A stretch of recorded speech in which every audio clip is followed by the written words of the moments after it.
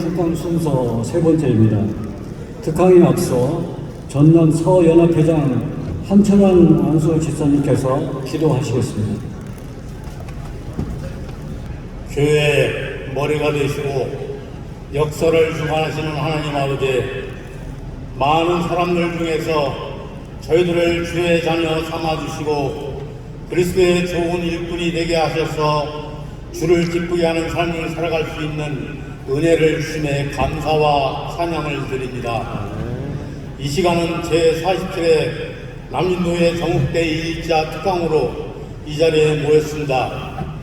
지금까지 우리 남진도회가 장족의 발전을 기할 수 있도록 섭리하시고 지 교회의 부흥을 위해서 저희들을 귀한 도구로 써주심을 다시 한번 하나님께 감사와 영광을 돌려드립니다.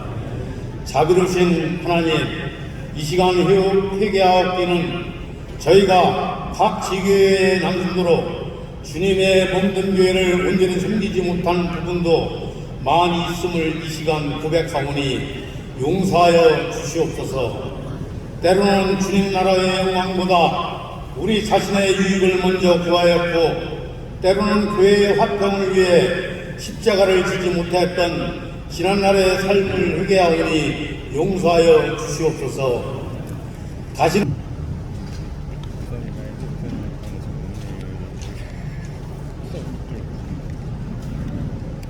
이 시간 특강 주제는 한반도 평화를 위한 국제 질서 이어가는 제목으로 귀한 말씀 주신 강사님은 김준영 박사님이십니다. 김준영 박사님은 조지 워싱턴대 정치학 박사이시고 현재 사단법인 외교광장 이사님이시고 한동대 교수님이십니다. 박사님 나오실 때 박수로 환영해 주시기 바랍니다. 그래서 하겠습니다. 제가 이렇게 고정돼서 잘 얘기하지 않기 때문에. 반갑습니다. 불러주셔서 감사합니다. 제가 저를 잘 초청하지 않는 두 지역이라 그럴까요? 지역이 하나 있고 단체가 있는데, 제가 한동대 교수지만 교회에서는 저를 잘 안 부릅니다. 이유는 아시겠습니다만, 두 번째 저를 안 부르는 지역이 대구 경북 지역입니다. 제 말씀을 보시면 저는 대구에서 고등학교를 다녔습니다. 중고등학교를 다녔습니다. 부모님 다 영천 분이시고 군이 작고 하셨습니다만 군이 분이시고요. 저를 가장 많이 부르는 것이 호남입니다. 한 10대1 비율로 제가 25년 교수 생활을 했는데, 대구 경북, 그리고 제가 강의인이 굉장히 많습니다. 근데 대구 경북은 25년 동안 채 10번이 안 되는 것 같습니다. 제가 처음에 강의를 의뢰받았을 때 감당하시겠습니까? 꼭 묻습니다. 왜냐하면 아까 말씀드린 교회 장로님들이시고 집사님들이시라 제가 안개 얽힌 색안개 얽힌 건 아니지만, 그리고 제가 이념적으로 편향된 것을 저는 전한다고 생각하지 않지만, 저는 가능한, 제가 국제정치학자입니다. 그래서 지금의 변화하고 있는 국제질서의 핵심이 먼저 말씀드리고, 그리고 제 평생의 가치관이 저는 평화입니다. 그래서 이 평화라는 것을 우리가 어떻게, 지금 그 평화가 굉장히 위기에 와 있고 이것을 어떻게 우리가 살려낼 것인가 하는 게 제 인생의 소신이기도 합니다. 그래서 좀 어떻게 보면 여러분들이 생각하시는 거하고 조금 안 맞더라도 저는 전문가의 객관적인 시각으로 여러분들한테 시대의 변화를 핵심을 좀 안내드리고자 합니다. 저한테 주어진 시간이 제가 정확하게 안내를 못 받아서 몇 시까지? 8시 10분까지요? 네. 아주 좋은 시간입니다. 혹시 제가 이걸 조절을 못하나요? 제가 혹시 PPT는 같이 띄우는 방식이 아닌가요? 그냥 교재입니까? 같이 보시고 하면 사실은 좋을 텐데. 그냥. 예. 자료집으로 합니까? 그럼 저 하나 주십시오. 네. 맞습니다. 아마 워낙 대강당의 크기가 커서 그런 것 같습니다. 자료집에 51페이지 한번 봐주시면요. 물론 한 번씩 그냥 힐끗힐끗 보셔도 됩니다. 예. 저는 지금의 시대가 제가 지금 올해로 환갑입니다. 근데 이 60살까지 제가 겪은 어떤 시대보다 혼란스럽고 대경변의 시대라고 생각합니다. 심리학자들은 이렇게 얘기합니다. 우리가 심리적으로 자기 세대는 항상 손해보거나 양세대에 끼어있거나 뭔가 늘 과도적이란 말을 듣는다고 얘기합니다. 그래서 항상 좀 부당하다라고 여기고 불안하게 여기는 게 심리적으로 당연하다고 얘기를 합니다. 그럼에도 불구하고 저는 전문가의 시각으로도 지금의 시대는 어떤 의미에서 우리가 살아온 지구라는 시스템, 국제 질서라는 시스템, 국가라는 시스템, 사회라는 시스템이 좀 붕괴한다고 저는 개인적으로 생각합니다. 그게 러시아가 우크라이나를 침공한 전쟁이 일어났기 때문도 아니고요. 제가 그렇게 보는 이유를 앞부분에서 먼저 말씀드리도록 하겠습니다. 제가 학생들을 만나보면 지금 인구가 줄고 있고 학생들이 정말 결혼할 생각이 별로 없습니다. 아마 여러분들의 자녀분들이나 젊은 청년을 만나면 그런 것들을 보실 수 있을 것입니다. 다른 이유도 많겠지만 그 중에 중요한 이유 중에 하나가 제가 판단하는 중요한 이유가 자기가 자식을 낳고 결혼을 하고 자식을 낳고 살아가게 될 미래가 도대체 그려지지 않는다는 게 큰 이유 중에 하나라고 저는 생각합니다. 저도 이기적으로 생각하면 가끔 제 자녀가 셋인데요. 결혼하지 말라고 합니다. 학생들이 만나면 이렇게 자조적으로 얘기합니다. 결혼하면 중산층으로 떨어지고 자식을 낳으면 빈곤층으로 떨어진다. 실제로 그렇게 생각하고 있습니다. 그래서 그냥 결혼하지 않고 그냥 자기 몸 건사하는 것만도 향후에 힘들 것이다. 저는 충분히 이해를 합니다. 실제로도 우리가 살아갈 세계가 그렇게 변하고 있는 것을 저는 개인적으로 느낍니다. 첫 페이지 보시면 여러분들 지난 3년간 가장 많이 들었던 두 단어가 있을 겁니다. 하나는 코로나일 것이고요. 이제 잠잠해졌습니다. 두 번째가 지금도 듣고 있는 말씀일 겁니다. 미중 패권 경쟁입니다. 미중 패권 경쟁은 저는 향후 한 최소한 30년간 우리의 운명을 좌우할 가장 중요한 대외 환경이라고 생각합니다. 미국과 중국의 패권 전쟁은 30년이 가도 승부가 나지 않는다는 것이 제 예상이고 저만이 아니라 많은 사람들의 예상입니다. 미국이 세계 최강이 된 것은 20세기 들었으면서부터입니다. 이미 120년을 넘어가고 있습니다. 모든 지표에서 미국은 이미 1900년에 들었으면 미국이 세계 1위입니다. 그러나 2차 대전이 터지고 미국이 본격적으로 세계적 리더십을 차지할 때까지는 미국이 고립주의를 하게 됩니다. 그런데요, 미국이 그 이후에 미국을 추격했거나 2등 국가들이 꽤 있습니다. 그 등장할 때는 영국이 있었고요. 중간에는 독일이 두 번의 전쟁을 통해서 세계 패권을 차지하고자 했습니다. 그리고 소련입니다. 그리고 80년대 일본입니다. 그리고 지금 중국입니다. 미국이 패권을 차지할 때 2위에서 도전자로 분류될 수 있는 국가들이 이렇게 있었습니다. 단 한 번도 어떤 국가도 중국 이전에는 미국에 위협을 줄 만한 도전자가 없었고요. 미국이 마음만 먹으면 한 방에 보내버릴 수 있는 정도였습니다. 그것을 통계로 말씀드리면 종합국력이라는 통계가 좀 거친 통계되어 있습니다. 하나는 GDP고요. 하나는 군사력입니다. 이 둘을 합친 것을 종합국력이라고 보면 어느 나라도 미국의 40%를 넘어본 적이 없습니다. 독일도, 소련도, 영국도 1900년 이후를 말합니다. 일본도 일본이 얼마 정도였냐면요, 일본이 미국한테 반도체와 환율 공격을 받고 지금까지 잃어버린 10년이 잃어버린 50년이 됐던 일본이 가장 미국에 가까이 갔을 때가 이 종합국력이 미국의 37%였습니다. 중국이 언제 40%였냐 하면요, 9.11이 터지기 직전까지가 중국이 40%였습니다. 지금은 뭐냐?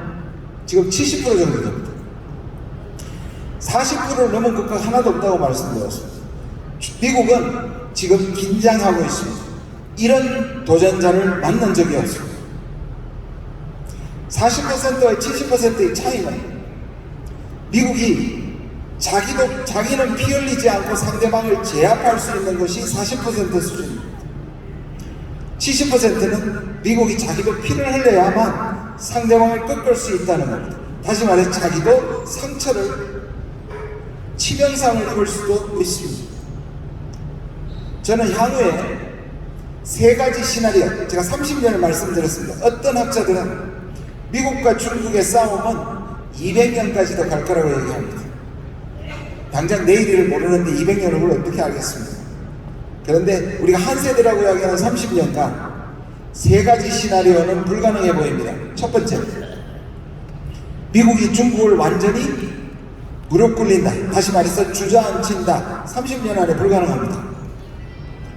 두 번째 시나리오, 두 번째 불가능한 시나리오. 그렇다고 해서 중국이 미국을 추월할 수 없다. 추월할 가능성은 없다고 생각합니다. 미국이 그렇게 호락호락하게, 그리고 중국의 시스템이 미국을 이겨내지는 못합니다. 세 번째 어려운 시나리오는 뭘까요? 미국과 중국은 30년 안에 절대로 다시 친해질 수 없다입니다. 그럼 이 세 가지를 종합해보면 어떤 가능성이 떠오르냐, 부각되느냐? 그것은 미국과 중국이, 미국에서는 치킨 파이트라고 합니다. 미국에서는 닭들이 싸우는 게 아마 제일 치열하다고 느낀가 봐요. 영어 표현에는 치킨 파이트, 우리가 쓰는 말은 도그 파이트입니다. 무슨 말씀이냐면 미국과 중국은 티격태격되고 승부가 나지 않은 소모전과 난타전을 30년 동안 하게 될 겁니다. 자, 여기서 우리는 중요한 통찰력을 얻어야 됩니다. 승부가 나지 않기 때문에 한쪽에 올인하면 안 된다입니다. 두 번째, 자기들이 푸다닥 끓이는 정도가 아니라 만약에 목숨을 걸고 싸우면 전 세계가 멸망합니다. 그래서 미국과 중국은 자기들은 직접 충돌하지 않고 자기들의 싸움을 전가합니다. 세계에게도 전가하고 특히 아시아 그리고 한반도에 전가할 수 있다. 이게 우리가 향후 30년간 겪어야 될 가장 큰 문제 중에 하나입니다. 자, 그러면 두 개를 종합시키면 어떨까요? 한쪽의 편을 들지 않으면서도 우리가 이 두 패권 국가의 갈등을 우리한테 전가되는 것을 막는 것이 우리의 생존 전략이 될 수밖에 없습니다. 51페이지 두 번째 그림을 한번 봐주십시오. 우리가 어떤 시대를 맞고 있는지.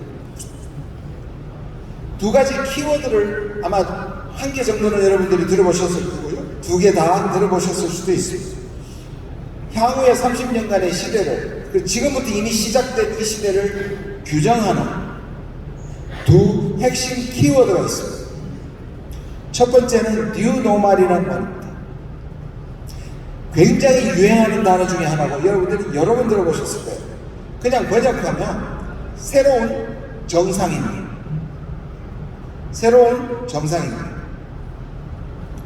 근데 이 말을 가만히 들어보면 지금의 정상이 사라지고 새로운 정상적인 시스템이 올 거라는, 그냥 직역하면 그렇게 들리지만 전혀 다릅니다. 제가 아까 말씀드린 것처럼 향후의 격변은 아무도 예상할 수 없을 정도로 굉장히 급격하고 종잡을 수 없이 온다고 말씀을 드렸습니다. 그럼 이 말이 뭐냐? 그래서 뉴노멀의 세 가지 특징이 불확실성, 불안정성, 불평등성. 지금의 시대를 잘 설명하고 있죠. 그러면 이게 뭐냐? 우리가 보통 불경기가 오면 호경기가 오고 혼란이 과도적인 게 오면 그 다음에 안정적인 시스템이 옵니다. 이게 순환이 되는데, 그래서 비정상이 오래되다 정상으로 옮겨가는 것인데, 지금의 시스템은 제가 아까 청년들의 미래에 대한 불안을 얘기하면서 말씀드린 것처럼 다음에 올 세계 질서나 사회 질서가 잘 보이지 않는다는 겁니다. 그러면 어떠냐? 이런 비정상이 마치 정상처럼 계속 갈 것이다. 과도기가 해결되지 않고, 불안감이 해결되지 않고, 불평등이 해결되지 않고 쭉 마치 정상적인 시스템처럼 수십 년을 가게 될 것이다. 이게 바로 뉴노멀의 뜻입니다. 그러면 어떻게 될까요? 바로 오른쪽에 두 번째 키워드가 바로 이 뉴노멀 때문에 생깁니다. 두 번째 키워드는 post-truth라는 말로 표현됩니다. 탈진실. 아주 간단하게 얘기하면 진실이 작동하지 않는 시대로 접어들고 있다.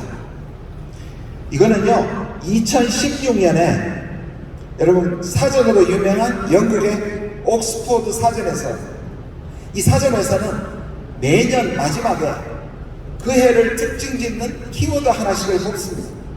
바로 2016년의 키워드가 탈진실이었습니다. 이게 뭘 뜻하느냐? 제가 거기다 썼습니다. 진실보다는 입장이 중요하고, 사실보다는 의견이 중요하고, 팩트, 진실보다는 페이크, 가짜가 더 중요하고, 설득보다는 선동이 중요한 시대를 갑니다. 자, 잘 보시고 이 두 개를 합치면요. 지금 됩니까? 근데 지금 바뀝니까? 그런데? 예, 좋습니다.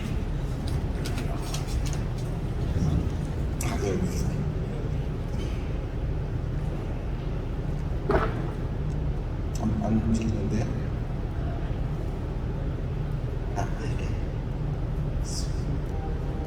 그냥 하는 게 나을 것 같은데요. 잘 안 움직여요.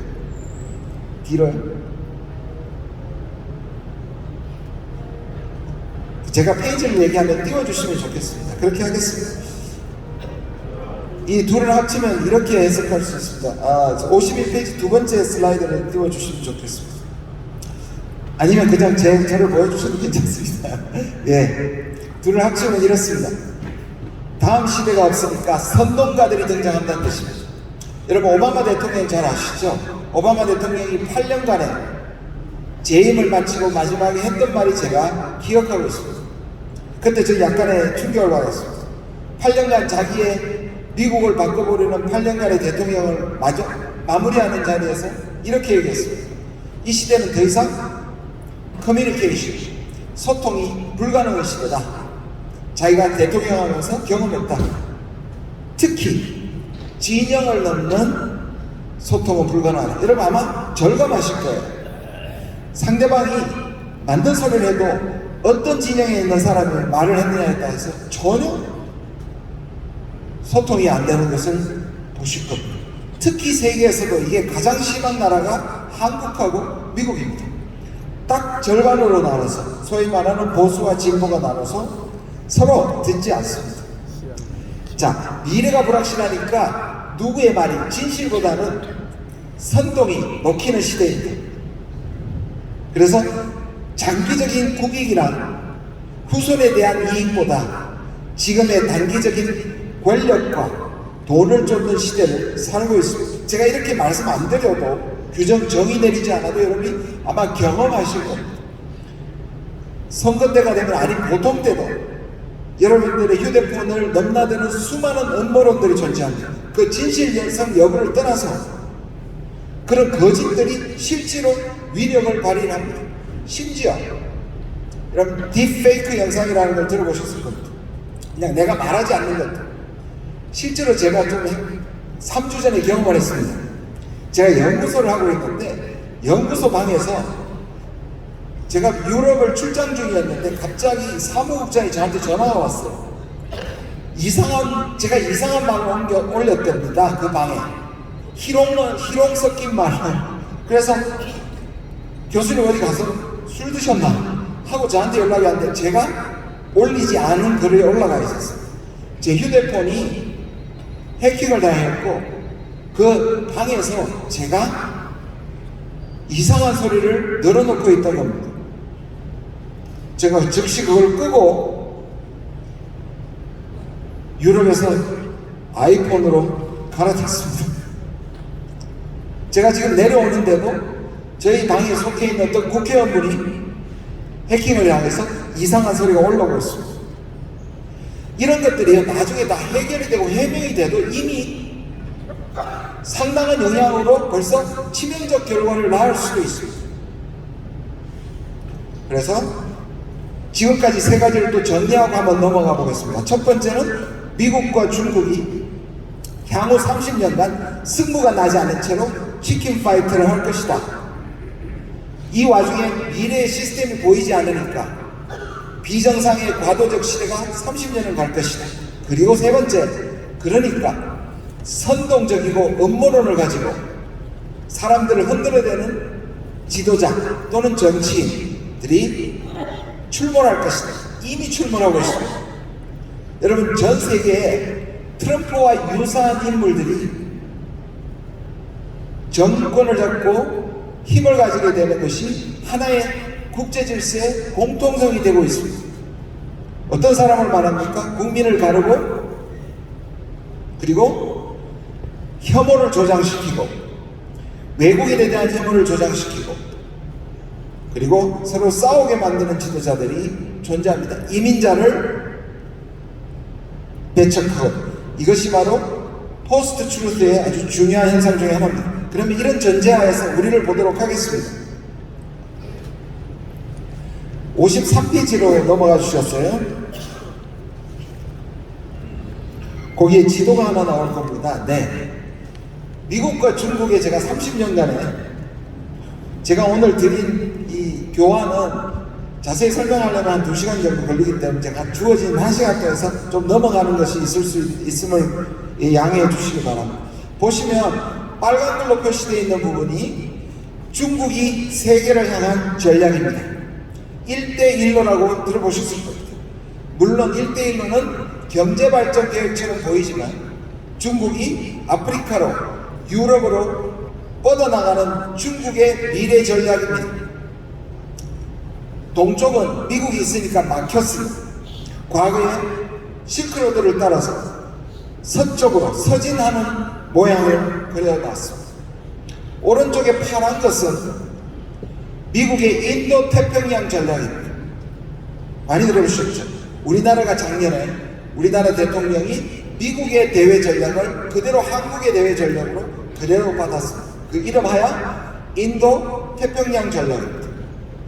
자, 당초에는 중국이 서진을 했는데 문제는 미국이 그것을 내버려 두지 않고 아시아에서 중국과 대치합니다. 다시 말해서 중국의 전략과 미국의 전략이 아시아에서 부딪히고 있습니다.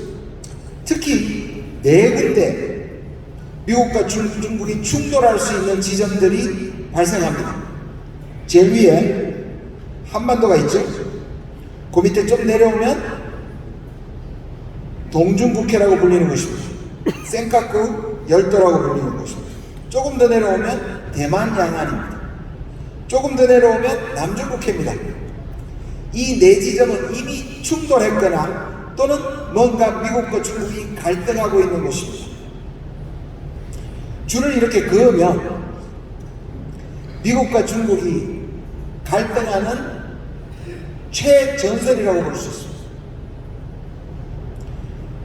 여러분, 중국과 미국은 세계를 보는 타임, 시간대가 좀 다릅니다.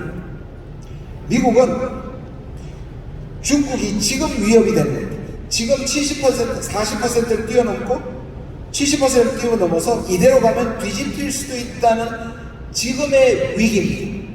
미국은 중국을 지금 거꾸로 때리지 않으면 뒤집어질 수 있다는 거의 강박관념에 사로잡혀 있습니다.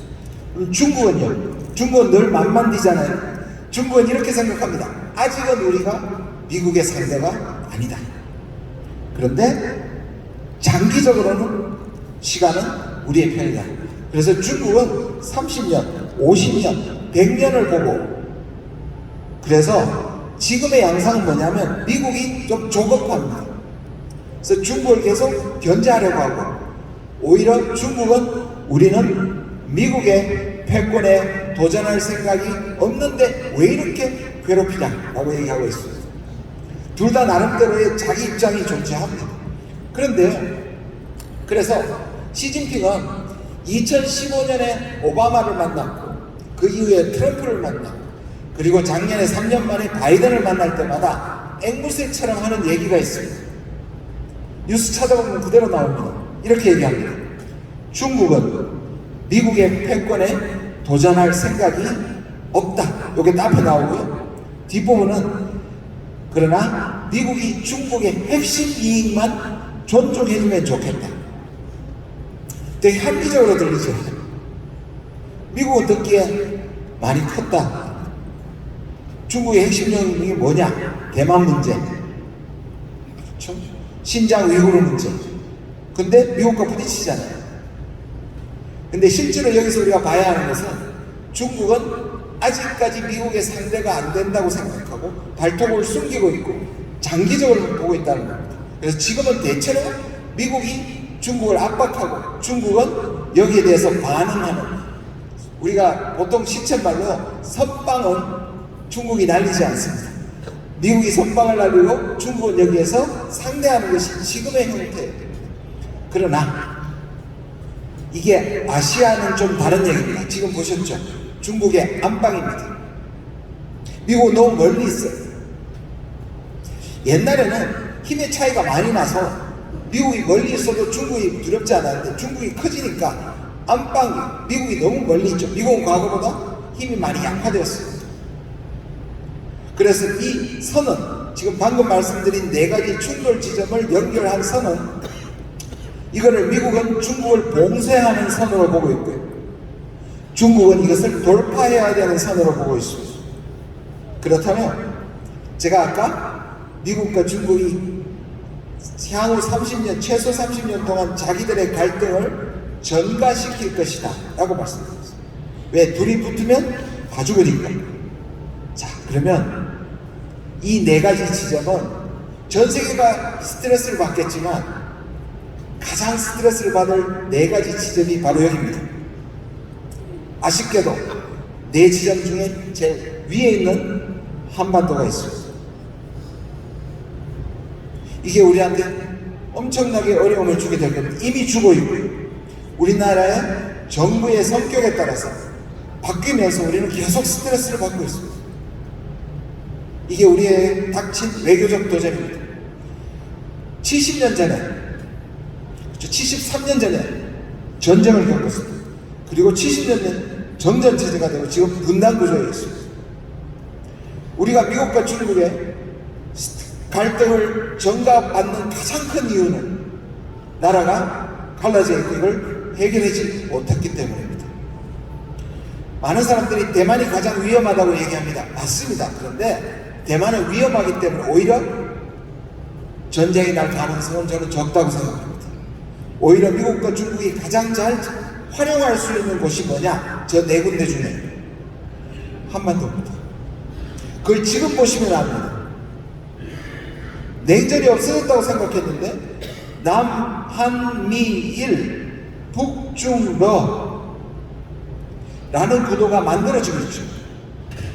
안타까운 것은 독일처럼 이 분단 구조를 해결하지 못했기 때문에 우리는 미국과 소련의 대결 때문에 전쟁이 났고 또다시 탈냉전에도 불구하고 우리는 합쳐지지 못하고 향후 30년 또는 200년까지 갈 질서의 가장 큰 피해자가 될 수 있다는 것입니다.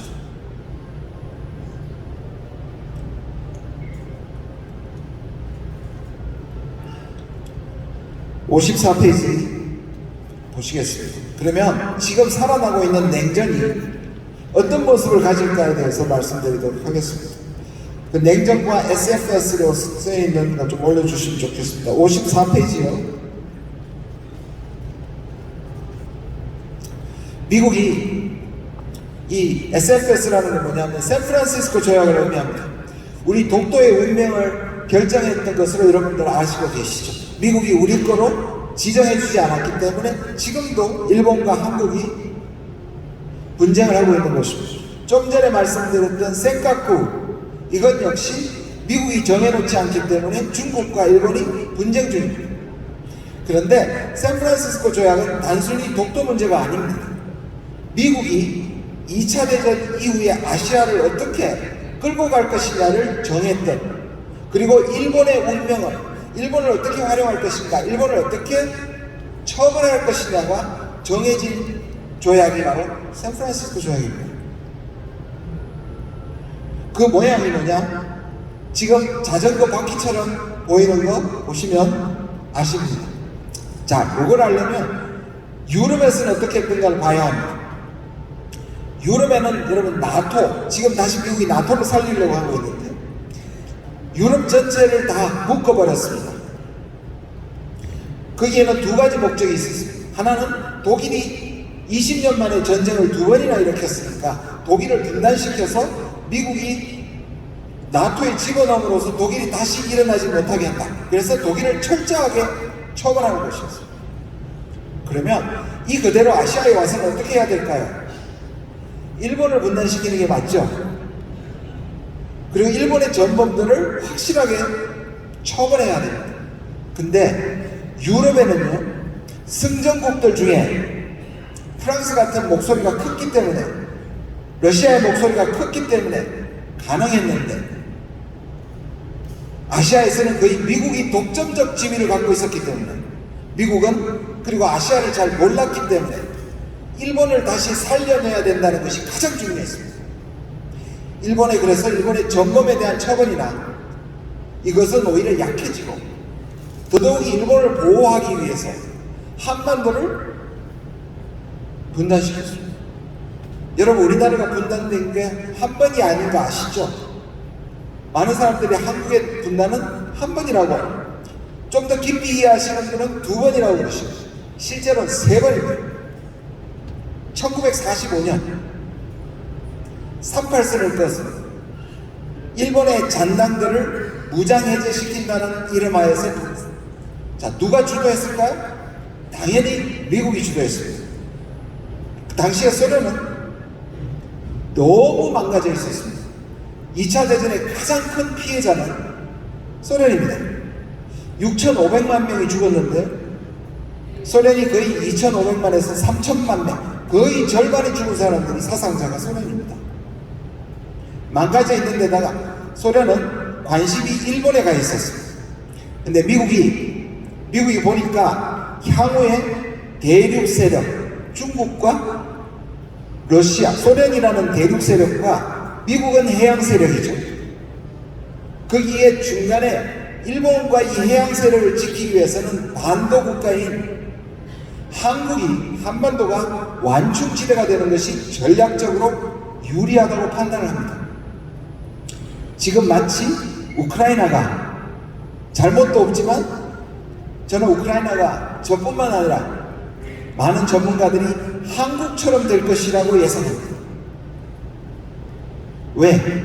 러시아 자체가 우크라이나 자체를 정복할 생각이 없습니다. 왜 그럴까요? 정복하면 다시 나토하고 국경을 맞대게 돼 있죠. 그래서 러시아는 항상 동우크라이나만 달라고 하고 있습니다. 지금도 동우크라이나만 지키고 있죠. 그렇게 우리처럼 열강의 전략적 계산 때문에 우크라이나가 불행에 빠질 수 있습니다. 저의만의 얘기가 아니라 많은 국제정치학들 결국은 한반도의 방법으로 우크라이나가 분단될 수 있다. 물론 동서입니다. 과거에 독일은 자기들의 전쟁 잘못으로 분단이 됐지만 우크라이나는 아무 잘못 없이 우리처럼 분단될 위기에 놓여 있습니다. 두 번째 분단은 언제인지 아십니까? 바로 1948년입니다. 우리는 8월 15일, 북한은 9월 9일 따로 정부를 만들어놓을수록 제도적으로 분단이 됐습니다. 세 번째 분단, 전쟁입니다. 1953년 7월 27일 정전체제, 38선이 좀 기울어져서 휴전선이 되어 있습니다. 여러분, 미국은 한국의 분단을 이 세 개 중에 어디를 얘기할까요? 미국이 보는, 그리고 미국이 가르치는 한반도의 분단은 세 번째입니다. 왜요? 첫 번째 분단은 미국의 책임이 물을 수 있기 때문입니다. 그래서 미국은 한국이 전쟁에 빠졌을 때 그것을 구원한 구원자로서의 이미지를 지키기 위해서, 그리고 침략자는 당연히 북한과 소련과 중국입니다. 그러나 분단의 기초를 제공하고 샌프란시스코 조약에서 그 분단을 오히려 확장하는 것이 바로 미국의 전략이었기 때문입니다. 미국은 그래서 아시아에서는 모든 나라와 동맹을 맺습니다. 따로따로 동맹을 맺습니다. 유럽은 하나로 묶었고요, 아시아는 따로 해서 지금 보시는 것처럼 예로 제가 6개 국가를 들었습니다. 호주, 한국, 필리핀, 베트남, 물론 나중에 베트남하고 전쟁을 하지만요. 그래서 그런데 그 다음 슬라이드를 좀 봐주십시오. 자, 한반도에 미국이 설계한 것은 이겁니다. 북중러와 대항하는 한미일이라는 겁니다. 그런데 자세히 보시면요, 삼각형이 아닙니다. 그런데 그때 부른 게 뭐냐면 북방삼각동맹과 남방삼각동맹이라는 이름으로 부르셨어요. 자, 남쪽에는 사실상 두 개의 양자동맹입니다. 삼각형의 한 변은, 다시 말해서 한국과 일본은 연결이 안 됐죠. 한미동맹, 미일동맹만 연결이 되어 있습니다. 북쪽에는 중국과 소련이 연결이 안 됩니다. 그래서 따지고 보면 둘 다 불완전한 삼각형이었습니다. 왜 그랬을까요? 미국으로서는 한국과 일본을 한미를 연결시키는 게 수건입니다. 그때도 미국은 멀리 있었지 않습니까? 그러면 가장 믿을 만한 동맹이 같이 잘 지내야 되는데 잘 지낼 수 없는 이유가 뭘까요? 바로 한국을 35년 동안 지배했던 가해자였기 때문입니다. 미국이 아무리 자기 전략이 중요해도, 그리고 아무리 자기식으로 한반도를 분단시켜도 차마 일본과 한국은 연결시키지 못했습니다. 여러분, 여기에서 지금의 힌트를 보셔야 됩니다. 미국은 지금까지 단 한 번도 이 수건을 포기한 적이 없습니다. 이거는 미국을 욕할 일이 아닙니다. 미국으로서는 그게 최상의 전략이기 때문입니다. 가장 믿을 만한 한국과 일본을 이 삼각형의 마지막 변을 연결시키고, 지금의 바이든도 바로 여기에 옷 입을 쏟고 있습니다. 그런데 그 사이에 두 번의 시도가 있었습니다. 한 번이 아닙니다. 사실은 세 번입니다. 왜냐? 1965년에 한일이 관계 개선을, 박정희 대통령 때 지금 나오고 있는 65년에 한일협약은 미국의 노력에 의해서, 그것도 단 20년 만에, 우리가 해방한 지 20년 만에 일본과 관계 개선을 합니다. 자, 근데 그걸로 불안정하죠. 미국은 군사동맹을 연결시켜야 합니다. 80년대, 그 다음 보시죠.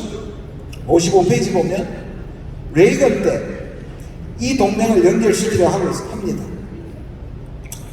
레이건 대통령이 미국의 신보수의 뿌리입니다. 네오콘의 뿌리입니다. 그때 일본에는 나카소네가 있었고요, 한국에는 전두환 대통령이 있었습니다. 이 세 명은 이념적으로 일치하는 사람들입니다. 당시에 소련이 아프가니스탄을 침공하면서 미국은 소련을 악의 제국이라고 부릅니다. 그래서 그때 연결시키려고 했습니다. 여러분 잘 보시면요, 그때 나카소네가 지금의 아베나 스가 기시다의 뿌리입니다. 일본 극우의 뿌리가 바로 나카소네입니다. 그 다음에 전두환 대통령의 뿌리가 이명박 정부, 그리고 지금의 뿌리가 전두환 정부라고 할 수 있습니다. 우리에서 완벽한 삼각형을 이룰 수 있는 최고의 찬스인데 왜 실패했을까? 그때 바로 소련의 고르바초프가 탄생하면서 냉전이 붕괴가 되고 탈냉전으로 넘어가기 때문에 미국이 꿈을 이루지 못합니다. 그리고 10년 후, 20년 후 두 번째 시도는 누구에서 해서 추진이 되느냐? 바로 아들 부시입니다. 9.11을 겪은 부시가 그때도 역시 네오콘, 미국의 신보수 세력의 정권입니다. 거기가 일본의 고이즈미와 손잡고 다시 삼각형을 연결하려고 합니다. 근데 그때는 미국 입장에서는 안타깝게도 노무현 정부가 미국의 말을 잘 듣지 않습니다. 전두환처럼 듣지 않는 것입니다. 그래서 그때도 그 뜻을 이루지 못합니다. 자, 세 번째 3세판 바이든 대통령이 지금 이거를 연결시키려고 하고 있습니다. 매우 절실하게 연결하고 있습니다. 왜? 중국 때문에. 미국은 아까 말씀드렸죠. 중국 때문에 거의 강박관념을 느낍니다. 중국한테 뒤집어질까. 그래서 제일 믿을 만한 한국과 일본을 연결시켜서 비로소 한미일 동맹을 만들겠다. 이게 미국의 수건이고 지금 그것을 가장 잘 수행하고 있는 정부가 기시다 정부이고 바로 윤석열 정부라고 볼 수 있습니다. 다음 페이지 넘어가겠습니다. 좋습니다. 미국이 한국한테 말하는 게 두 가지가 있습니다. 이걸 보시면 지금 한미 사이에 일어나는 걸 잘 이해하실 수 있습니다. 미국이 도대체 한국한테 뭘 원하나? 첫 번째는 지금까지 제가 설명드린 한미 유사동맹의 실질화입니다. 말이 좀 어려운데 말씀드린 것처럼 한미와 미일이 연결되어 있는 마지막 변을 연결시키면 정말 미국의 수건이 이루어집니다. 또 하나는 뭐냐? 경제안보입니다. 이것도 좀 설명이 필요합니다. 그 다음 페이지에 넘어가 보시면요. 미국이 바이든이 등장하면서 미국의 외교의 목적이 뭐냐? 중산층을 위한 대외 정책. 저는 제가 미국 전공을 하고 국제정치를 전공하는데요. 외교 목표가 자기 중산층 살리기라고 얘기한 걸 처음 봤습니다. 이런 거 근처도 안 갔습니다. 뭐냐? 미국이 항상 세계 평화를 위해서, 자유를 위해서, 민주주의를 위해서 이렇게 얘기해 왔습니다. 이거는 미국이 대놓고 자기들의 중산층을 살리기 위해서 세계의 규칙이나 협력도 깰 수 있다고 얘기하는 겁니다. 국가 이기주의를 그냥 보통의 미국이 가지고 있는 가치가 아니라 그냥 민낯을 그대로 드러놓는 겁니다. 여기에 이렇게 만든 가장 주역이 누구냐? 바로 트럼프입니다. 트럼프가 그렇게 얘기했고 지금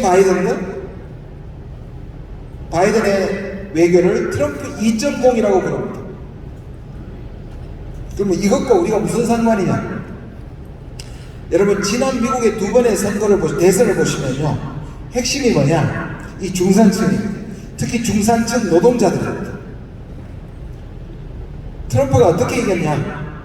트럼프는요. 이 중산층의 배신감을 파고듭니다.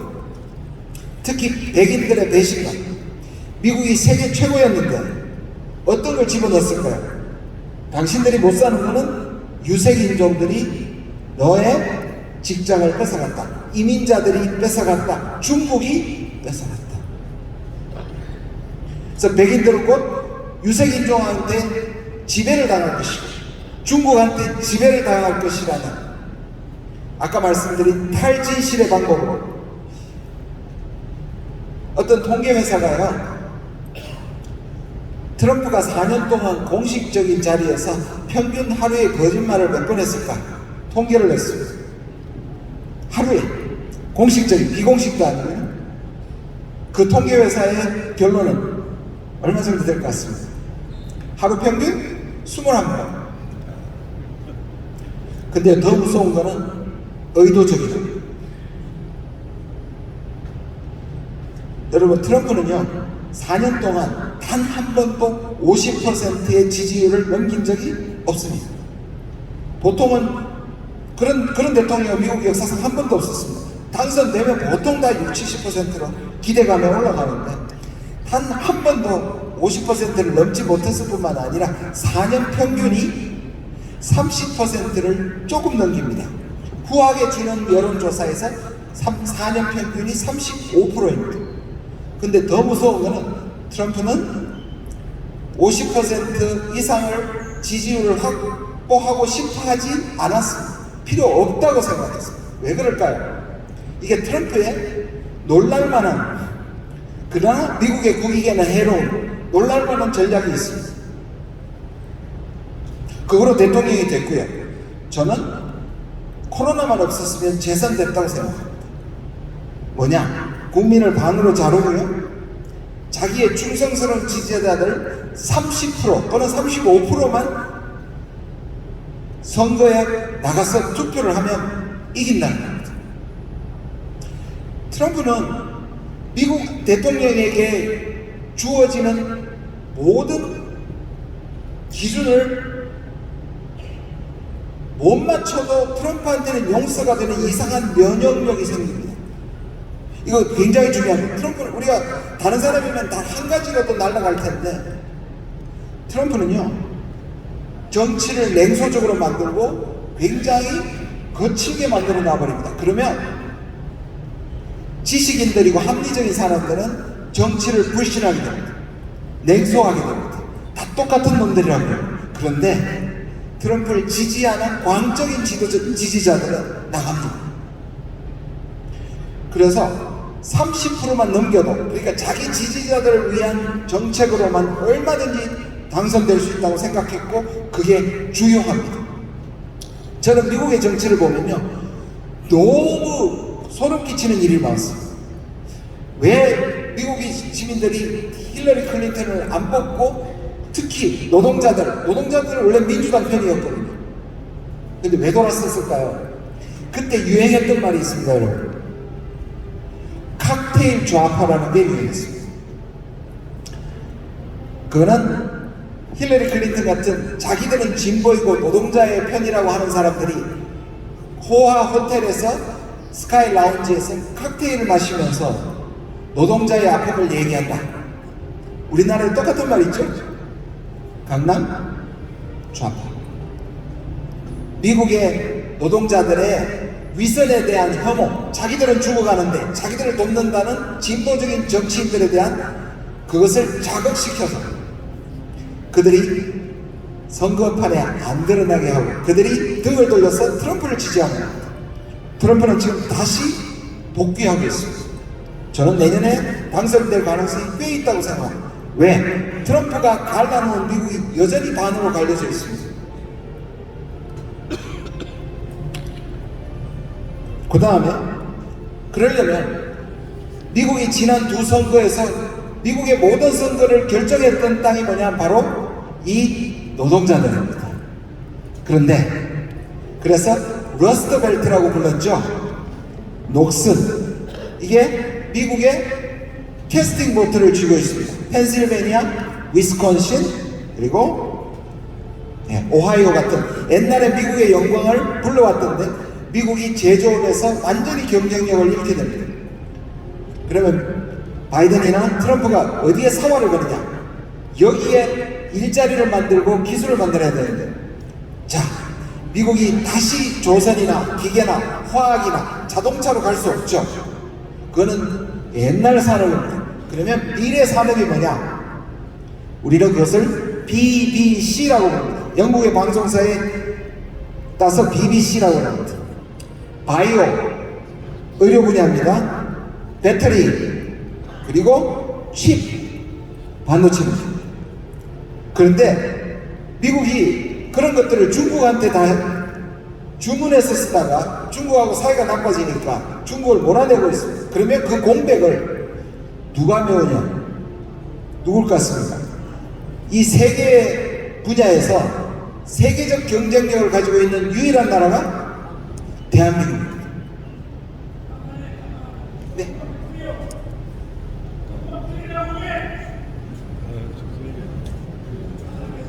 아, 예. 갑자기 무섭게. 자, BBC 분야는 미국이 보기에 여러분 세계 제1의 제조업을 가진 나라가 어딜까요? 독일입니다. 2등이 중국입니다. 3등이 우리인데요. 그건 종합 제조력이고 미래산업의 BBC에 세계 선두권은 우리나라밖에 없습니다. 독일이 그렇게 잘해도 독일은 반도체 약합니다. 일본 반도체 약합니다. 대만은 반도체 밖에 없습니다. 한국은 자 그래서 그 다음 페이지를 보시면 작년에 바이든이 와서 윤 대통령을 만나는 것보다 더 관심이 있었던 게 우리나라 BBC의 재벌 기업들을 다 만났고 5개 5대 기업이 미국한테 투자한 총액이 133조 1000억 달러입니다. 미국은 지금 한국의 기업들을 불러서 미국의 중산층을 살리고 있습니다. 그런데요, 저는 그래서 이걸 가지 말자는 얘기가 아니고, 왜냐하면 미국이 원천 기술을 미국이 갖고 있습니다. 이 BBC가 우리는 제조업 강국이고 원천 기술은 미국 겁니다. 그러면 할 수밖에 없죠. 미국이 원천 기술 가지고 우리를 압박하니까. 그러나 이 제조업 기술도 미국이 꼭 필요하거든요. 왜? 중국을 쫓아낸 곳에 한국을 투자시켜서 미국의 제조업을 부흥시키는 게 다음 대선에서 이기는 전략이기 때문에. 그럼 우리는 어떻게 했어야 되느냐? 우리는 투자하는 대신에 미국도 한국한테 우리가 조건을 달았어야 합니다. 어떻게 조건을 달까요? 여러분 잘 아시죠? IRA라는 것이 우리가 뒤통수 맞았죠. 미국에서 생산한 배터리만 7,500달러, 약 1,000만 원의 보조금을 준다 그랬습니다.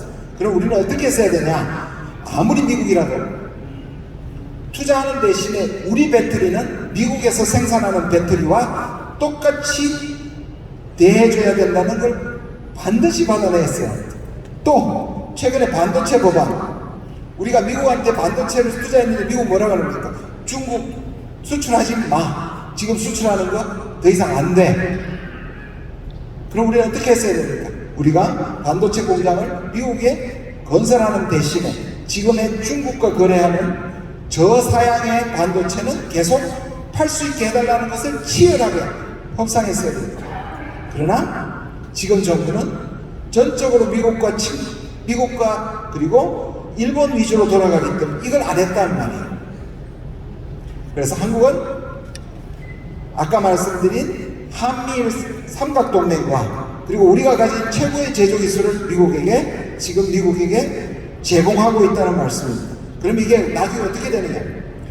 앞에 있는 문제는 어떻게 발생하느냐 하면요, 자, 한미일 북중로가 되면 우리가 해양 세력에 가는 것을 의미합니다. 그러면 지정학적으로 제일 앞에 서는 나라가 어디가 됩니까? 우리죠. 우리가 반도국가이기 때문에 대륙국가가 적이 되는데, 한미일과 북중로로 갈라지는데 우리가 제일 최전선이 됩니다. 다시 말해서 과거처럼 우리가 미국과 중국의 전위대가 되는 뜻을 의미합니다. 아까 제가 30년 동안 우리가 겪게 될 것들을 우리가 제일 앞에서 온몸으로 막아내야 된다는 뜻입니다. 이게 미국으로서는 좋은 겁니다. 미국은 좋죠. 멀리서 한국을 앞장설 수 있으니까. 그러나 미국과 중국의 갈등이 우리 한반도의 남북을 활용해서 부딪히는 것이 향후의 질서가 될 것이라는 것이고, 거기에 지금의 정부는 매우 충실하게 이행하고 있다라고 생각하시면 됩니다. 시간이 많이 갔어요. 좀 넘어가도록 하겠습니다. 63페이지를 한번 가봐 주시기 바랍니다.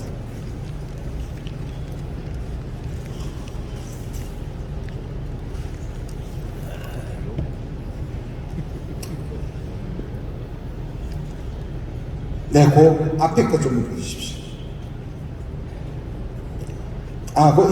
그쪽에서 보시겠습니다. 제가 아까 우크라이나의 일에 관해서 조금 말씀을 드렸는데요.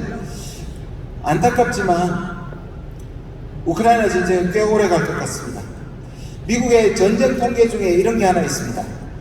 1년이 넘어가는 전쟁, 그러니까 1년 안에 해결되는 전쟁이 아니라 1년을 넘어가서 끄는 전쟁의 90% 이상은 10년을 넘긴다. 굉장히 중요한 거예요. 그러니까 우크라이나 전쟁이 1년 넘겼죠. 그러면 이 전쟁이 10년 안에 끝날 확률은 10%밖에 안 되는 겁니다. 뭐 저는 10년까지는 가지 않더라도 우리 전쟁이 3년 1개월 이틀 갔습니다. 3년은 갈 수도 있다고 생각합니다. 우리가 어떻게 갔습니까? 우리가 아는 전쟁에 1.4호태와 인천상륙작전, 북진 이런 것들이 다 1년 안에 일어났습니다. 나머지 2년 동안은 한쪽에서 휴전협정을 했고 수많은 젊은이들이 동부전선과 서부전선에서 죽어갔습니다.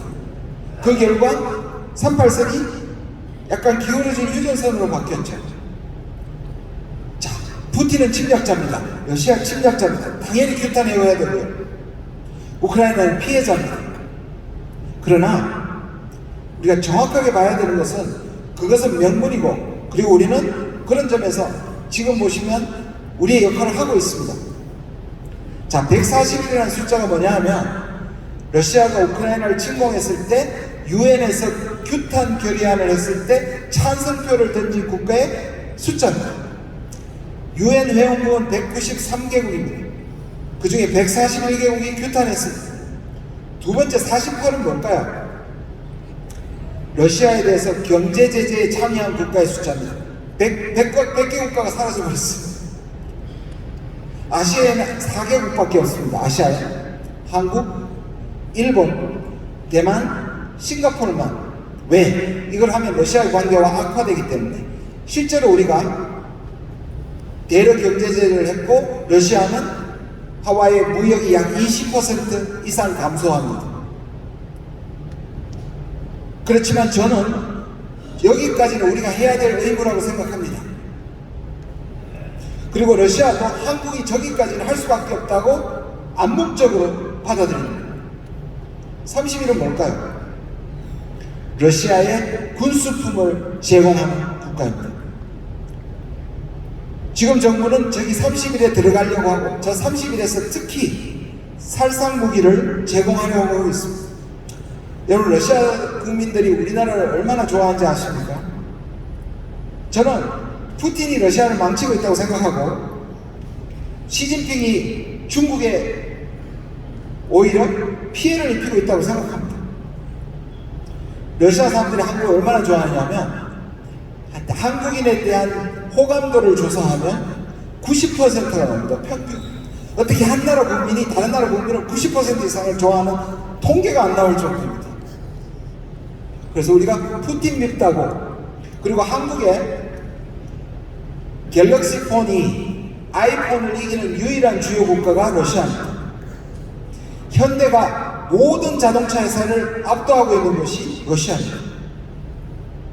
초코파이가 세계에서 제일 좋아하는 나라가 러시아입니다. 지금요, 러시아에서 제일 좋아하는 게 러시아의 입맛을 사로잡은 게 있습니다. 팔도 도시락면 1년에 6억 5천만 개씩 먹습니다. 6억 5천만 개씩. 러시아 입맛을 그냥 꽂혔습니다. 이런 걸 다 떠나서 전략적으로, 자 보십시오. 중국이 우리에게 대국답지 못하고 우리의 반중 감정이 80%좀 됩니다. 그렇다고 해서 중국과 러시아가 우리의 적대국이 되는 것은 외교의 기본을 망각하는 것입니다. 그런데 우리가 지나치게 미국한테 올인하게 되면 이 한반도는 중국과 러시아와 북한의, 그리고 한국과 미국과 일본의 대결구조. 저는 전쟁까지는 안 가리라고 생각하지만 전쟁 이상으로 우리는 불안한, 평화가 멀어지는 시대를 향후 30년간 살 수 있다는 뜻입니다. 외교는 평화는 외교의 꽃입니다. 여러분, 외교가에는, 제가 국립외교원장을 했을 때 외교가에 참 마음에 드는 명언이 있습니다. 제가 마음에 들었던 명언, 외교는 51대 49의 예술이다. 이겨도 51%를 가져오고 저도 49%를 가져와야 됩니다. 이것을 색깔로 표시하면요, 전쟁은 흑백이고요, 외교는 회색입니다. 되게 비겁하게 느껴지십니까 혹시? 아니요, 저는 그렇게 생각하지 않습니다. 전쟁은 적군과 아군이 100대 빵이 되는 것을 의미합니다. 승리해야 됩니다. 외교는요, 회색지대해야 됩니다. 이걸 풀어서 말하면 이것과 같습니다. 친구라고 규정한 일본과 미국과도 우리의 이익을 위해서 철저하게 협상하고 철저하게 싸워내야 된다. 반대로 중국과 러시아, 북한, 이란 이런 국가가 적대 국가라고 하더라도 우리가 이익이 된다면 외교를 해야 됩니다. 그들의 가치를 받아들이는 게 아니라 우리의 이익을 위해서. 미국과 대통령이 똑같이, 우리 대통령이 똑같이 하는 말이 있습니다. 자유주의 진영의 연내. 그래서 우크라이나 가서 생적상, 사적생까지 얘기하셨습니다. 그러면 이걸 보는 중국과 러시아는 어떻게 받아들일까요? 한국이 자신들을 대적 관계로 한다고 보는 겁니다. 그런데요, 저는 두 가지는 구별돼야 됩니다. 대한민국은 대단히 위대한 나라입니다. 왜냐? 분단 국가에서 이 정도의 민주주의를 이룬 국가는 세계에서 없습니다.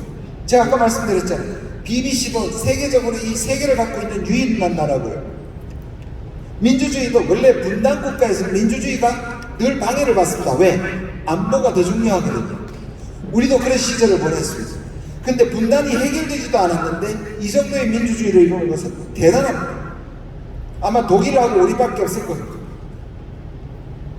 그렇지만 우리가 자유와 민주주의와 인권을 추구하는 것과 자유와 민주주의, 인권을 우리 수준에 맞지 않는다고 적대하는 것은 전혀 다른 얘기입니다. 저는 당연히 우리는 자유, 민주주의, 인권을 계속 추구해야 합니다. 그러나 세계에서 우리가 얘기하는 정도의 수준을 가진 자유와 인권과 민주주의 국가가 몇 개쯤 될 것 같습니까, 여러분? 50개가 안 됩니다. 의외로. 그러면 이 말은 우리나라가 전 세계 250개 국가가 있는데 50개 국가하고만 협력하고 외교해야 된다는 뜻인 겁니다.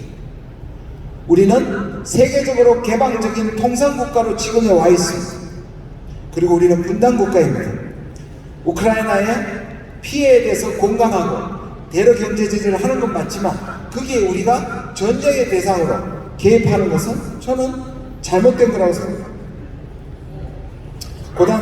고단 바로 올려주셨네요. 편을 정하면 편해지는가? 가치 외교는 가치가 있는가? 제가 작년부터 꾸준히 방송에서 얘기하고 있는 겁니다.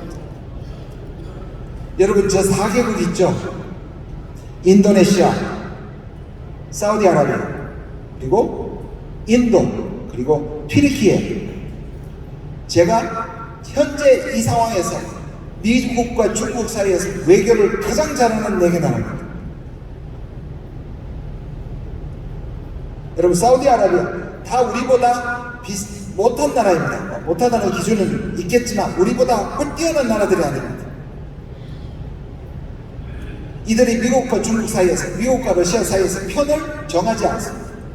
철저하게 국익을 움직입니다. 사우디는 놀랍습니다. 원래 미국의 우방국이죠. 최근에 중국과 손잡았습니다. 러시아한테 대러 제재 안 했습니다. 그래서 러시아와 사이가 일대해줬습니다. 최근에 심지어 천년 원수라고 하는 이란하고 화해했습니다. 여러분, 더 놀라운 건 뭔지 아세요?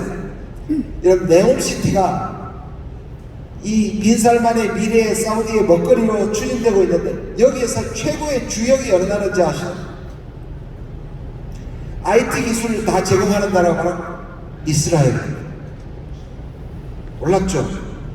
사우디가 석유 다 딸고 나면 나중에 이스라엘 미래를 사우디가 어떻게 살아갈 것이냐, 그게 기꺼이 이스라엘하고도 손잡습니다. 여러분, 인도는 더 합니다. 인도는 인도 태평양의 쿼드라는 것은 가장 중요한 나라입니다. 미국이 생각하기에 인도는 중국을 대체할 수 있는 최고의 제품이라고 생각합니다. 국가라고 생각합니다. 중국보다 인구도 앞섰죠. 민주주의를 하죠. 경제도 발전합니다.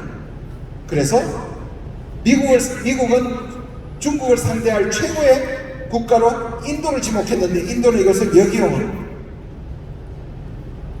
인도는요, 미국하고도 군사훈련하고요, 러시아하고도 군사훈련하고 중국하고도 같이 있습니다. 러시아에 대러 경제 제재 하지 않았습니다. 그래서 러시아가 고마워서 인도에게 세계 유가의 3분의 1로 공급하고 있습니다. 물론 우리가 보면 치사하고 양다리를 치는 것이 모양 빠진다고 생각할 수도 있는데 저는 그렇게 생각 안 해요. 그가 지금 저기 사진에 보시면 푸틴을 만났습니다. 푸틴한테 뭐라고 얘기했는지 아세요? 전쟁 당장 관두라고 자신있게 얘기합니다. 물론 인도가 과거에 제국을 건드렸기 때문에 할 수 있다고 여러분 말할 수 있을지도 모르겠습니다. 그리고 계속 한국은 약소국이기 때문에 못한다고 생각하실지 모르겠습니다. 저는 그거 잘못된 생각이 없습니다. 제가 국립외교원장으로 있을 때 호주 대사, 주한 호주 대사를 2번 만났습니다. 이분이 만날 때마다 첫 마디가 뭔지 아세요? 자기는 한국 사람들이 자기를 만나면 한국처럼 작은 나라, 약한 나라라고 얘기하는 게 자기가 쇼킹하대요. 실제로도 호주와 여러분 어떻습니까? 호주보다 우리가 약한 국가입니까? 호주보다 땅만 작지 경제력과 군사력이 우리가 훨씬 더 앞입니다. 우리가. 그러니까 이분이 한국계 제임스 최라고 불러요. 지금은 여자분이 주한 호주 대사를 하고 있는데 그렇게 자기는 한국 사람들이 아직도 한국이 약하다고 작다고만 생각한다고. 아, 그렇구나. 한국이 세계 6위의 군사력과 세계 10위, 물론 지금은 13위로 떨어졌습니다. 2년 전만 하고 우리 세계 10위의 경제대국입니다. 그리고 그보다 더 중요한 것은 말씀드렸듯이 전 세계가 우리를 좋아하는 소프트파워, 한류와 한국 문화와 그리고 미래 산업의 BBC를 경쟁력을 갖고 있는 한국입니다. 저 인도처럼 사우디처럼 못할 이유가 없습니다. 왜냐? 미국은 우리가 꼭 필요하거든요. 중국과 대결하기 위해서 한국의 도움이 꼭 필요하거든요. 저는요, 미국에 대해서 비판적이지만 저는 미국은 우리의 한미동맹은 우리의 핵심 근간이라고 생각합니다. 그러나 우리가 모든 것을 퍼줄 대상은 아닌 거죠. 마찬가지입니다. 저는 우리가 인도보다 그리고 사우디보다 훨씬 더 잘할 수 있다고 생각합니다. 북한 얘기를 좀 하도록 하겠습니다. 10분 조금 더 남았는데 64페이지 띄워주시면 좋겠습니다.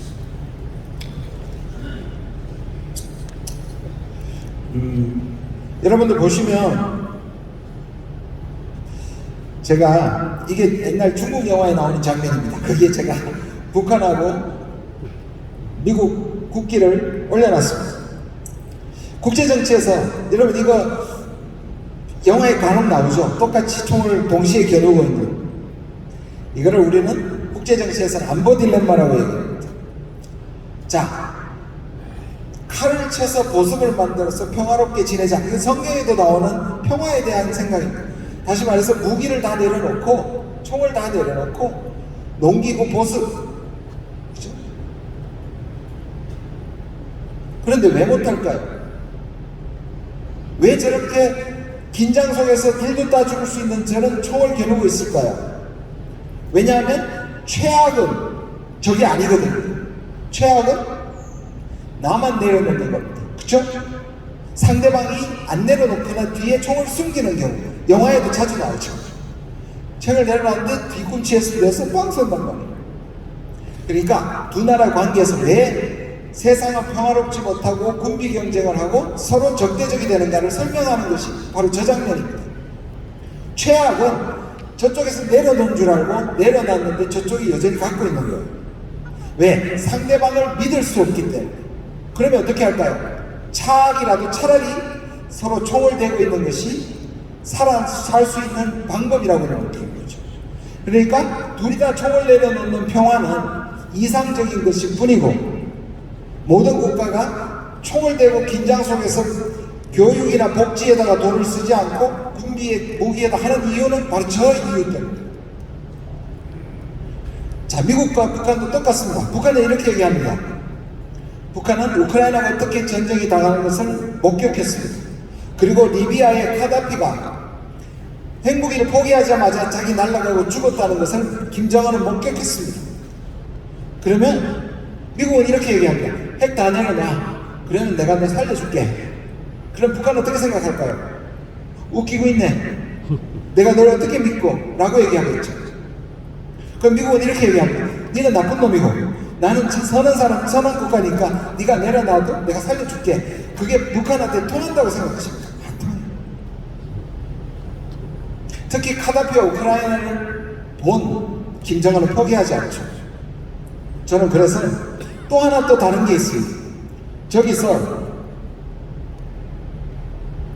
여기서 저 전형적인 상황보다 미국과 북한은 좀 다릅니다. 저기서 만약에 북한은 속으면 죽음입니다.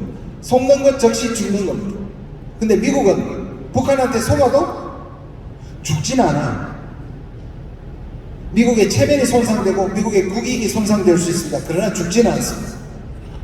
그러면 이 딜레마라는 상황을 해결할 수 있는 유일한 방법은 뭘까요? 미국이 양보하지 않으면요. 죄송한 말씀이지만 여기에 위치해서 미국이 양보 없이는 절대로 평화가 이루어질 수 없습니다. 그런데 미국은 북한을 양보할 생각이 없습니다. 그래서 2018년에도 실패한 겁니다. 제가 국립외교장으로 있을 때요, 아일랜드 더블린에서 총영사관에서 근무하던 직원이 제 부하 직원으로 왔습니다. 거기서 저한테 아주 재밌는 역사적 사실을 예화가는 실제로 역사적 사실이었습니다. 제가 이런 강의를 하고 다니는 걸 아니까 이거 꼭 좀 소개해달라고. 저는 더블린을 가보지 않았습니다. 혹시 장로님들 중에 가셔보실지 있으신지 모르겠습니다. 거기 가면 세인트 패트릭 성당이라는 곳이 있습니다. 거기에 가면 여기가 역사적 사건이 있었습니다. 전쟁이 있었는데요. 1500년경에 두 성주가 전쟁을 했습니다. 한 성주가 지고 교회로 숨어들어서, 성당으로 숨어들어서 결사항전을 하게 됩니다. 이기는 쪽에서는 그 교회를 완전히 포위해서, 이게 시간이 가니까 양쪽이 다 지치죠. 그래서 이기는 쪽에서 이렇게 얘기합니다. 전쟁을 관두자. 풀고 나오면, 결사항전을 풀고 나오면 다 살려주고 전쟁 전에 영토로 회복해주겠다는 약속을 합니다. 안에서 뭐라고 얘기했습니까? 미쳤냐고. 지금 풀고 나가면 다 죽일 거 아니냐. 안 믿었습니다. 그 불신이 당연하죠. 그때 이기는 쪽의 성주가 성문에다가 이렇게 긴 홈을 내게 합니다. 이렇게 뚫게 합니다. 그리고 자기 팔을 집어넣습니다. 나를 못 믿거든 이 팔을 잘라라. 이게 있었던 일입니다. 그리고 비로소 안에 있는 사람 그걸 믿고 결사항전을 풀고 평화가 왔다는 역사적 사실에 동의합니다. 지금도 거기 가면요 이렇게 쓰여 있습니다. Test your arm. 너의 팔을 시험해보라. 꼭 가보고 싶습니다. 이게 뭘 뜻할까요? 팔 하나를 내주는 정도의 강자의 양보 없이는 평화는 불가능합니다. 자, 이렇게 얘기하면 북한한테 맨날 속으면서 북한한테 맨날 유화 정책을 하라는 말인데요. 그러나 북한은 끊임없이 자기가 약자기 때문에 살아있는 이것을 불신하는, 다시 말해 성에 갇혀있는 입장이기 때문에 끊임없이 자기에게 주어진 약속이나 이런 것들을 의심하고 뒤집고 할 수밖에 없는 위치입니다. 여러분, 우리는 북한에 40배 내지 50배 정도 잘 삽니다. 우리의 군사비가 북한 전체의 GDP입니다. 여러분, 다음 장을 한번 봐주시면 북한에 대한 우리의 신화가 좀 있습니다. 그 중에 하나가 이밥의 고깃국입니다. 이게 김일성이 하도 북한 백성들이 자주 굶고 식량하고 배고프니까 이 유훈이라고 그래요. 이밥에 고깃국 먹게 해주겠다. 그래서 이게 북한한테 신화를 준 게 아니고요, 우리한테 신화를 준 것 같아요. 북한한테 돈 주면, 잘 살게 해주면 북한이 사회를 개방하고 나온다? 절대 아닙니다. 여러분, 우리가 안보가 제일 중요하다 그러죠. 우리보다 더 안보가 절실한 곳이 어딜까요? 북한입니다.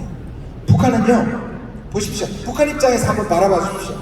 그러면 남한이 우리보다 50배 잘 살죠. 그리고 미국하고 동맹이에요. 그리고 북한 문제에서는 일본까지 같은 편이에요. 그럼 북한은 어떤 생각을 할까요? 생존의 위협을 느끼는 것은 남한보다 북한이 훨씬 더 강합니다. 2018년에 우리한테 줬던 한반도 평화가 왔어. 평화가 잘 진행될 때 김정은이 자기 백성한테, 북한 주민한테 제일 많이 했던 말이 뭔지 아세요? 이제 안심하고 생업으로 돌아가라. 저는요, 북한한테 아까 그 갇혀있던 성주처럼 목숨을 부지할 수 있는 방안을 준다고 하는 정도의 양보 없이는 저는 남북한의 평화가 없다고 생각합니다. 다음에 넘어가겠습니다.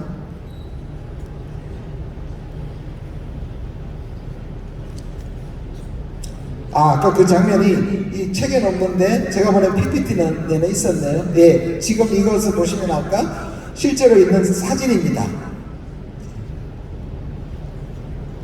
제가 보냈던 두 가지 버전 중에 아마 PPT는 저기 있는 것 같습니다. 그래서 서로 잘 안 맞는 것 같군요. 마지막에 슬라이드는 시간이 5분밖에 안 남았기 때문에요. 마지막에 식민주의와 분단체제에 대해 좀 올려주십시오. 자, 정리를 하도록 하겠습니다. 향후 30년 동안 우리한테 굉장히 어려운 시대가 오고 있고, 특히 미국과 중국의 갈등은 우리한테 엄청난 스트레스로 작용할 것이다. 특히 우리는 미국과 중국의 패권의 제일 최전선이다. 그렇다면 우리의 민족의 과제가 뭐냐? 두 가지겠죠? 첫 번째는 식민주의입니다. 저는 이거 아직 해결됐다고 생각하지 않습니다. 우리가 외세에 의존하고 일본이나 미국한테 편향적이고, 제가요 한 가지 에피소드를 말씀드리면, 제가 국립외교원장에 있을 때 책을 한 권을 썼습니다. 거기 쓴 책이 뭐냐 하면 미국과 179년의 한미관계, 그 당시에 179년이었습니다. 2년 전입니다. 지금 181년째 한미 수호 통상조약을 한 지 181년째입니다. 미국하고 관계가 굉장히 깊죠. 자, 179년 될 때 한미 관계를 쭉 쓰면서 서문에다가 이렇게 썼습니다. 가스라이팅이라는 말을 썼습니다. 처음으로. 한미 관계가 가스라이팅 관계일 수 있다. 난리가 났습니다. 모든 종편에서 저를 현직 외교부 차관이 어떻게 한미 관계를 모욕할 수가 있느냐 하면서 난리가 났습니다. 저 평생에 그런 욕을 그렇게 많이 먹어본 적이 없습니다. 그리고 매주 화요일 날 12시만 되면 엄마 부대가 외교원 정문에 와서 민족의 반역자 김준현 물러가라고 3개월 동안 데모했습니다. 제가 뒷문으로 들어갔습니다. 근데 저요, 한미동맹은, 그리고 한미관계는 우리가 한때 가장 중요하고, 우리는 오히려 미국을 활용해야 되는 측면이 분명히 존재합니다. 그런데 제가 그 서문에다가 몇 가지 예를 들었습니다. 한국의 국회의원이 미국 백악관에 가가지고 문재인 대통령 대선에서 부정선거를 했으니까 미국 대통령 제발 문재인 끌어내려 주십시오. 저는 이거 가스라이팅이라고 생각합니다. 전체적으로 그런 게 아니고요. 그런 일들이 우리가 지나치게 미국 의존적이 있다는 것을 여러분들한테 말씀을 드립니다. 제가 그때 경질당할 뻔했습니다. 정부 쪽에서 왜 쓸데없는 말을, 쓸데없는 책을 써서 오히려 문재인 정부를 어렵게 만들었다 해서 제가 경질당할 뻔하기도 했습니다. 얘기를 계속하겠습니다. 우리에게는 분단체제, 평화를 이루는 민족적 과제, 그리고 외세에 의존하는, 저는 한국이 굉장히 위대한 나라라고 생각합니다. 다음 장 한번 넘겨주십시오. 마지막 슬라이드입니다. 제가 작년 2월에 대선이 3월 9일이었는데 2월 20일경에 쓴 책입니다. 출판한 책입니다. 저는 한국이 세계로 뻗어날 수 있는 정말 기회의 순간이라고 생각을 하고 아까 제가 러시아 사람들을 말씀드렸습니다. 제가 세계 한 60개국을 갔는데요. 한국 사람을 너무 좋아합니다. 이렇게 세계 사람들이 한국 사람들을 왜 좋아할까요? 한류 때문이 아니에요. 한국 음식 때문만이 아니에요.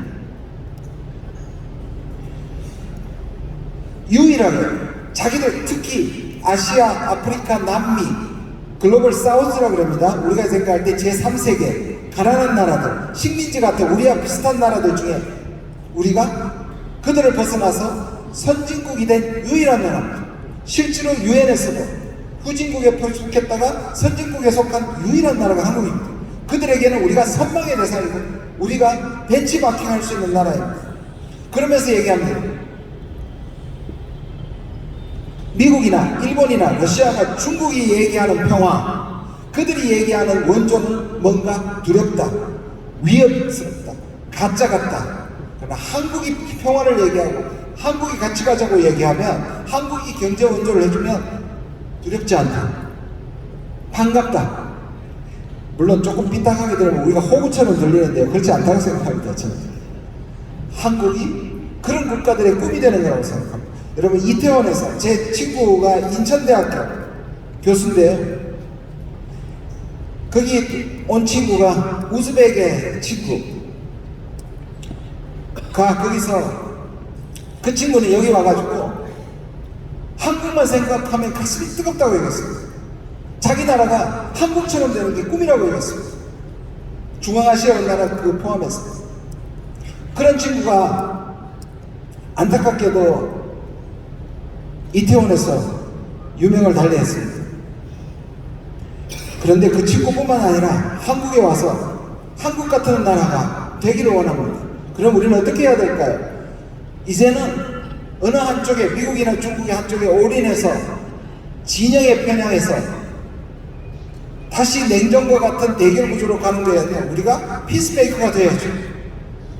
인도가 미국한테도 중국, 러시아한테도 큰 소리 치는 것처럼 우리가 가지고 있는 경쟁력을 가지고 저는 피스메이커가 되어야 된다고 생각합니다.